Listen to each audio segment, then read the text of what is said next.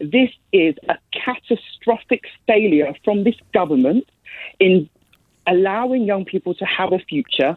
I was predicted an A star and 2 A's, and my school predicted grades that were marginally below that, and I'm in acceptance. I'm not protesting that. But the grades I got were overall 6 grades lower than the grades that I was predicted. I got B, C, C. So you're expecting A star AA? Yeah. And you got I was BCC. expecting something maybe marginally lower than that. So you'd resigned yourself to ABB even, perhaps, at the worst? Yeah, exactly. Well, that was the grades my school submitted, and I got BCC. And there is no logic, there is no understanding, there is no thought process that was given. And the backpedaling from the Department for Education yesterday with this stupid triple lock that they thought was going to save the day has done nothing. They only did it as a reactionary measure because of what Scotland and Wales were doing.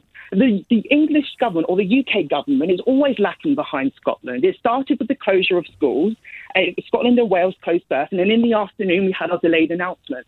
The only solution, the only way forward is I call, and I think I speak for everyone, for Mr Gavin Williamson to resign. He is an abomination of an education secretary.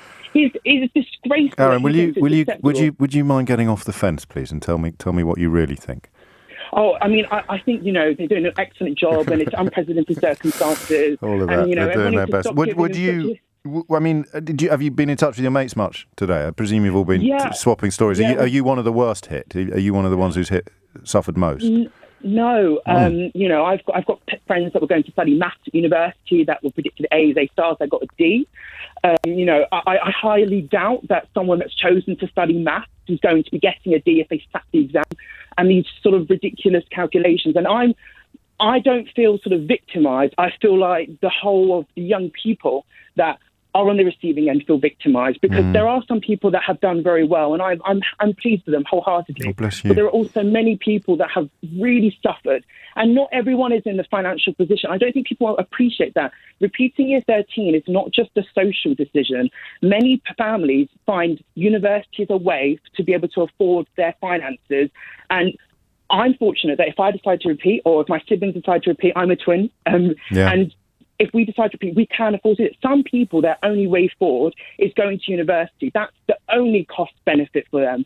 But now they're being forced to attend universities. And I would also like to reiterate that universities have not been flexible in the slightest, especially some of the most selective ones. It's early doors, though, Aaron. No, well, you can if you want. I don't mind, but it is early doors. I would like to say that the London School of Economics and some of the. Hang on a minute! I didn't know you were going to bring my alma mater into this, Aaron. Yes, you're back in your box. It's your fault. I would like to say I think it's your fault. I'm just going to blame you now. I don't think Gavin Williamson needs to resign. I think it's you. Yes, exactly that. So you've been in touch with them, have you, and said this is what's happened? And I mean, to be fair to them, it's a big drop that you're negotiating. And, I'm personally not negotiating, right. But relatives are and friends. peers are. Yeah, okay. Exactly. And I feel like lots of universities are, they're being flexible. That's great and all, but also even down to the UCAS system, and this is another qualm. UCAS has existed for how many years? And why in the 21st century does their website not work properly? And I know it's a really first world problem to be complaining about. It's not at all. This is the most important thing in your world today. Exactly. I mean, the short answer will be that it's inundated, I imagine, won't it? But the problem is it happens every year. Yes. And it's almost as if they don't learn their lessons. And UCAS isn't a free service. And I think it's quite embarrassing that that's true. You pay to apply. We pay to apply and we pay to go through clearing. So when the government makes a mess of things, we pay to go into clearing, to go and sort it out ourselves, and we take on that burden. And we're not sitting here crying about it. We're going, okay, we're pulling up our socks and we're going and doing what, this government has decided for us. I think you're going to be all right for what it's worth. Can I ask how your twin got on, just because I'm curious? Twin got, he got BBC.